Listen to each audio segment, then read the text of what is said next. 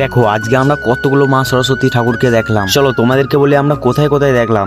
তো আগামীকাল যেহেতু সরস্বতী মাতার পূজা ছিল, তার জন্য এখানে আমি মঙ্গল আর রাহুল যাচ্ছি আমাদের এই আশেপাশে গ্রামে সরস্বতী মাতার পূজা দেখতে। তো সবার প্রথমে আমরা চলে এসেছি আমাদের মাথুর নবীনচন্দ্র বিদ্যায়তনে। তো এখান থেকে আমরা যাবো ওই পাড়ার ঠাকুরটা দেখতে। চলো তোমাদেরকে দেখাই। তো আমরা এখন চলে এসেছি আমাদের গ্রামে আর একটা দাসপাড়া। এখানে এই ঠাকুরটা এই ছোট ছোট ভাইগুলা মিলিয়ে এনেছে। তো এখান থেকে আমরা যাচ্ছি ক্ষুদ্রুন দিঘি, মানে হচ্ছে ক্ষুদ্রুন দিঘিতে যে কলেজটা আছে ওই কলেজেই ঠাকুরটা এসছে। চলো তোমাদেরকে দেখাই। তো এখানে আমরা চলে এসেছি ক্ষুদ্রুন কলেজ। চলো তোমাদেরকে ভেতরে কলেজের ঠাকুরটা দেখাই। আর এটা হচ্ছে ক্ষুদ্রুন কলেজের ঠাকুর। তো ক্ষুদ্রুন থেকে বাড়ি আসার পথে রাস্তার ধারে দেখো কত সুন্দর একটা ঠাকুর এসছে। তাহলে চলো এবার তোমাদেরকে সেঙ্গতের ঠাকুরগুলো দেখাই। তো এখন আমরা চলে এসেছি সেঙ্গতের দাসপাড়া। আর সেঙ্গতে একটা পাড়ায় নাকি সব থেকে বড় ঠাকুর এসছে। চলো তোমাদেরকে সেটা দেখাই। তাহলে দেখো এটাই হচ্ছে সব থেকে বড় ঠাকুর সেঙ্গতের মধ্যে। আর বাড়ি আসার পথে সেঙ্গতের দাসপাড়ায় আর একটা ঠাকুর এসছে, ওইটাই দেখো। সো গাইস তোমাদেরকে আর একটা কথা বলছি, আমাদের মাথুরুন ইয়ংস্টার ক্লাবে সরস্বতী পূজা উপলক্ষে কি কি খেলা হচ্ছে সেটা তোমাদেরকে নেক্সট পার্টে দেখাবো। এখন জন্য টাটা, বাই বাই।